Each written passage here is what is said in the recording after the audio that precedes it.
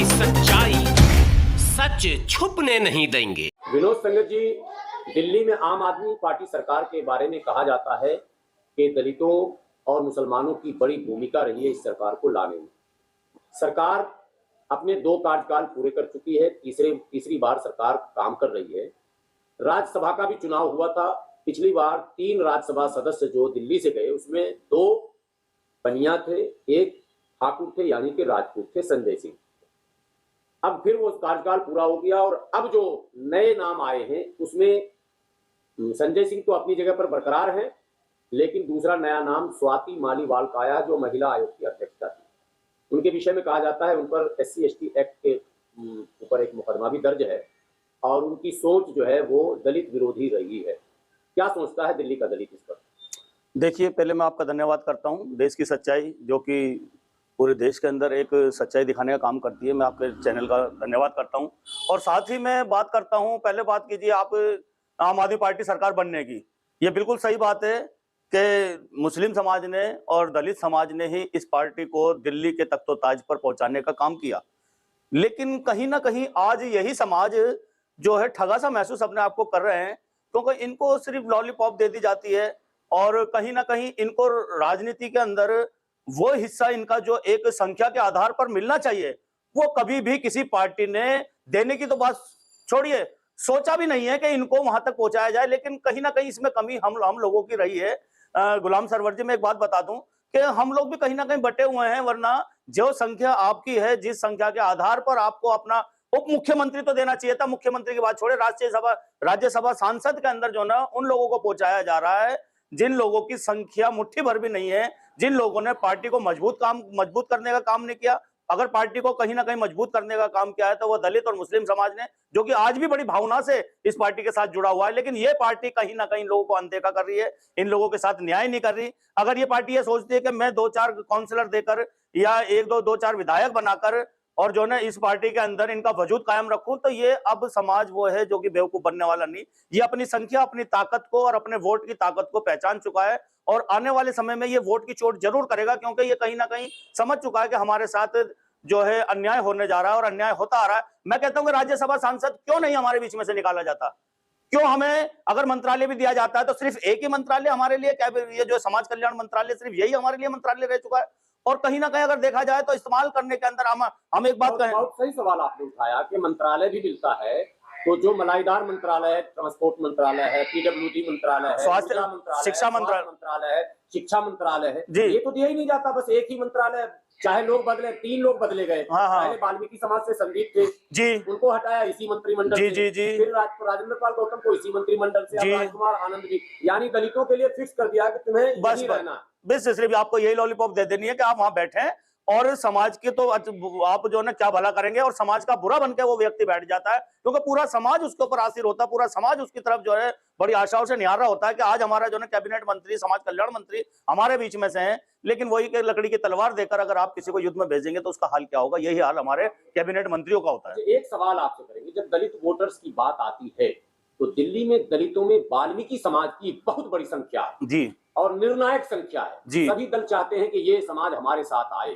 जी। ऐसे में केजरीवाल सरकार ने जो चुनाव चिन्ह झाड़ू लिया तो पूरा का पूरा समाज 100% अगर मैं कहूं तो शायद ये सच होगा कि आम आदमी पार्टी के साथ चला गया। लेकिन वाल्मीकि समाज को प्रतिनिधित्व के नाम पर कुछ भी नहीं मिला सिवाय इसके कि कुछ काउंसलर और विधायक, वो तो चाहे किसी की सरकार हो, भाजपा की भी अगर रहेगी तो वो सीटें तो रिजर्व हैं जी, जी, वहां तो उन्हीं को जीतना है। बिल्कुल, तो फिर इसे देना तो नहीं कह सकते। नहीं, ये देना क्या हुआ? ये तो हमें शुरू से संवैधानिक मिल रहा है, संविधान की वजह से मिल रहा है, लोकतंत्र की वजह से। जो हमारी रिजर्व सीट है, हम तो जब चैलेंज माने ना कि आप जो जनरल के ऊपर किसी SC को लड़ा रहे हो तो उसको देना कहते हैं। जो आप देखिए, जो मेरी मान लीजिए कि मैं कहीं काम कर रहा हूं, जो सैलरी है वो तो मेरा हक है, संवैधानिक हक है, वो तो आप मेरे को देंगे ही। हाँ, उसके अलावा अगर आप कुछ देते हैं तो वो देने में देना माना जाता है। लेकिन मैं एक बात कहूं कि जो हमारा भावनात्मक चिन्ह झाड़ू जो लेकर पूरे दिल्ली के दलित समाज को, वाल्मीकि समाज को जो बेवकूफ बनाने का काम किया हमारे CM साहब ने, तो मैं बता देना चाहता हूं कि आज जो अगर आप कहें कि राजनीतिक, अगर जो पार्टियों के अंदर काम कर रहे हैं, मैं उनकी बात नहीं कर रहा, मैं विशेष उस व्यक्ति की बात कर रहा हूं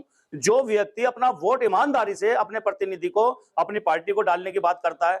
और आज जो है कॉलोनियों के अंदर, मैं तो वाल्मीकि समाज की बात करूंगा क्योंकि मैं वाल्मीकि समाज का नेता हूं, तो और मैं ट्रेड यूनियन भी चलाता हूँ और सामाजिक काम भी करता हूं, तो मैं आज देख रहा हूं कि लोगों के अंदर घूम के कहीं ना कहीं आम आदमी पार्टी के लिए भी इनके अंदर आक्रोश पैदा होना शुरू हो चुका है, क्योंकि अब ये समझ चुके हैं कि जिस पार्टी को हमें उभारना चाहिए था, जिस पार्टी को हमने उभारा और जिस अपने समाज के लिए और अपने व्यक्तित्व के लिए कि हमें जो है ये पार्टी हमारे दुख पर कहीं ना कहीं मरहम रखेगी, लेकिन कहीं ना कहीं ये पार्टी भी इन लोगों के साथ राजनीति ही करती नजर आ रही है।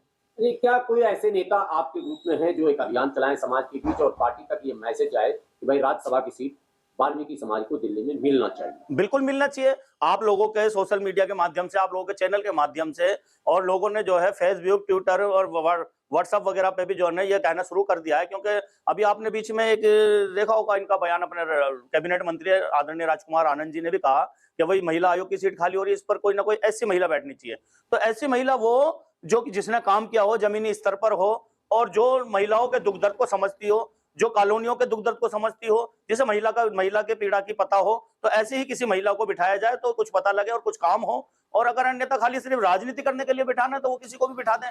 बाकी यह है कि आम आदमी पार्टी को सोचना चाहिए कि पूरा एकदम से जो इनको बहुमत में लाने वाला जो समाज है उसके बारे में इनको पता है कि सबसे ज्यादा प्यार अगर इस पार्टी को दिया तो मुस्लिम समाज ने दिया या फिर दलित समाज ने दिया। लेकिन आज कहीं ना कहीं सुरमाएदारों की जो पैरवी करती हुई नजर आती है, तो वो बड़ा दुख होता है इस समाज को कि आप लोग जिस संगठन के बड़े पदाधिकारी हैं, उस संगठन के माध्यम से एक बात रखी गई थी बार बार कि एससी के लिए जो स्पेशल फंड आता है उसका दुरुपयोग हुआ है दिल्ली में, और एससी एसटी आयोग दिल्ली में नहीं है।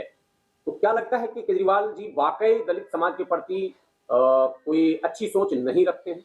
ऐसा लगता है क्या आपको? नहीं, बिल्कुल। जब देखिए, हम आज से नहीं, काफी समय से जो है इस बात को, जब से आम आदमी पार्टी आई है उसके बाद, उससे पहले से भी, उसके बाद में भी हमने कहा एससी एसटी आयोग का चयन कीजिए, एससी एसटी आयोग को बनाएं और उसको बनाकर कम से कम, ये तो हमारी आवाज है, ये आम आदमी पार्टी या कोई भी मतलब जो इस समय जो सरकार है वो उसके हक में है, हक अधिकार के अंदर, और चाहे तो पावर में कर सकती है। भाई आपने सफाई कर्मचारी आयोग के अंदर बिठाया, ठीक है, आपने अगर आपको दलितों के कहीं भी दुख दर्द को महसूस किया तो उसके लिए एससी एसटी आयोग, अगर ये चयन करने के लिए बोल रहे हैं, इनकी मांग है, तो एससी एसटी आयोग बना के लगा देना चाहिए, इनको बिठा देना चाहिए।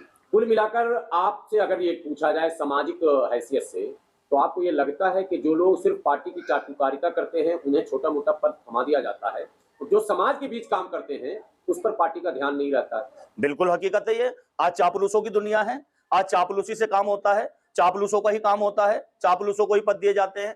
देखिए, जो आदमी कड़वा बोलेगा वो जरूरी नहीं है कि आपकी पार्टी का दुश्मन हो, वो समर्थक भी है, आपको कहीं ना कहीं सपोर्ट भी कर रहा है, लेकिन वो आपको एहसास दिला रहा है कि आप कहीं ना कहीं गलत कर रहे हैं और आपको ऐसा गलत नहीं करना चाहिए। देखिए, आपको बिल्कुल बहुमत के अंदर, भारी बहुमत के अंदर बनाने वाला जो समाज है, अगर वो एकदम से आपकी तरफ से मुंह मोड़ ले तो क्या होगा, ये बात आप समझ सकते हैं। जो एकदम से बना सकता है तो वो एकदम से बिगाड़ भी सकता है। क्या ये संभव है कि दलित और मुस्लिम यूनिटी तैयार हो और एक नया विकल्प दिल्ली में दिया जाए? बिल्कुल तैयार हो रही है। ये आप देखें, सोशल मीडिया पर देखें कि दलित और मुस्लिम आज एक साथ बैठकर और अपनी प्लानिंग कर रहे हैं, एक साथ बैठ रहे हैं, क्योंकि उन्हें पता है कि सबसे ज्यादा जो शोषण हो रहा है, सबसे ज्यादा जो नुकसान हो रहा है वो इन्हीं का हो रहा है, मुस्लिम और दलित का। आप देख सकते हैं कि कहीं ना कहीं जो है इन लोगों को प्रताड़ित किया जाता है, कहीं तो इस्लाम धर्म के नाम पर मुस्लिमों को, और कहीं ना कहीं दलितों को अछूत के नाम पर जो है इनके साथ शोषण होता है, इन्हीं के साथ मारपीट होती है, इन्हीं को मंदिर में नहीं घुसने दिया जाता है, इन्हीं के लिए आप शब्द बोले जाते हैं, इन्हीं के साथ जो भी घटनाएं हो रही है इनके साथ हो रही है। आने वाले पिछले सालों की आप अगर रिकॉर्ड उठा के देखें तो सबसे ज्यादा गाँवों के अंदर, छोटे मोटे गाँवों के अंदर दलितों के साथ, शहरों में मुस्लिमों के साथ। लेकिन अब इन लोगों ने एक साथ बैठना शुरू कर दिया, एक साथ इन्होंने एक झंडे के नीचे आना शुरू कर दिया, जो कि सारी राजनीतिक पार्टियों की नींद उड़ाने वाला है। आपको लगता है आने वाले दिनों में दलित मुस्लिम एक प्लेटफॉर्म पर आ सकते हैं? 100% आएंगे, और ये तैयारी हो चुकी है। जगह जगह लेकर गली कूचों से तुम्हारे झुग्गी झोपड़ी जे कॉलोनियों के अंदर धराधर मीटिंगें हो रही हैं। इन्हें पार्टी, विशेष पार्टी की बात नहीं करते, ये अपनी समानता की बात करते हैं। इस देश के हम भी वोटर हैं, हम भी नागरिक हैं, हमें समानता का चाहिए, हमें बिल्कुल जो रिस्पेक्ट है वो समान चाहिए, हमें जो आदर है वो समान चाहिए, हमें पार्टियों के अंदर अपना जो है योगदान चाहिए, हमें अपना हक चाहिए, ना कि हमें भीख चाहिए।